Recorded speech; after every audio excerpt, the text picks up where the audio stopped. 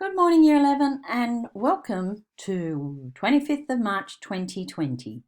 It's Wednesday, and you should all be in your classroom period 1. Just to finish off with, we need to finish the perimeter work, and we're going to begin area today. I have got all of this in the Google Classroom. So here's the Google Classroom. There's 2 sections: instructions, which is what I want you to do, and then the student work. So I can see when you have uploaded the work. So that would be good. I've asked you just to take a screenshot, send it in to me. Not sure how hard that's going to be. I could be easy, could be hard. If we can talk during the lesson on here, the class comments. So if you say I'm having trouble with this question, I will do it for you. Okay, so the work, I won't go through this because you can do it, but the last questions on perimeter, 7, 8 and 9, they are very important because they're applications, they're using the semicircle. So make sure you do those. When you're finished, read the area, page 23, 24 and 25. This is critical. If I'm in my textbook, and I'm just learning a little bit about these too, when I open my textbook here, you don't get that message, I get that message. But if you come down, instead of the student book here, not as a PDF, as an interactive one, comes up like this, so it's a bit different.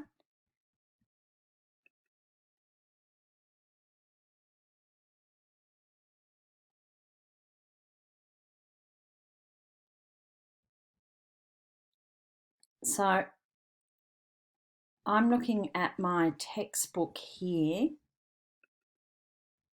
If you can work this out, you will see that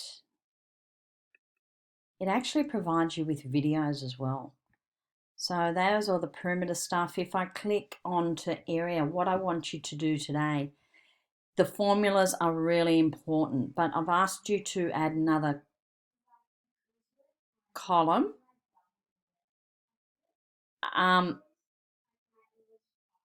There is add another column, and just laughing, my daughter started her online learning. She's having to do roll call. They've got examples too. So find the area of the triangle. This is a video, so you can watch the video when I get it to work. Click on that, and in this example, we'll be finding the area of the quadrilateral that's been shown in the diagram. Firstly, we note that the shape is... So then I've asked you to do some practice and then come and do the areas of composite shape. So hopefully you all know what a composite shape is. Remember, divide it up. I'll get a few examples to you. When you're doing your reference book, try and keep it short. Don't write everything they've got in the textbook. I will try and help you. If you find I've given you too much writing to do, let me know so I can change it. And there's the exercise. Don't do it online.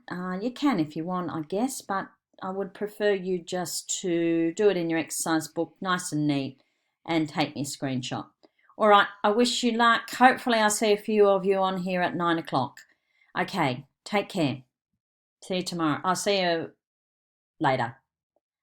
Bye.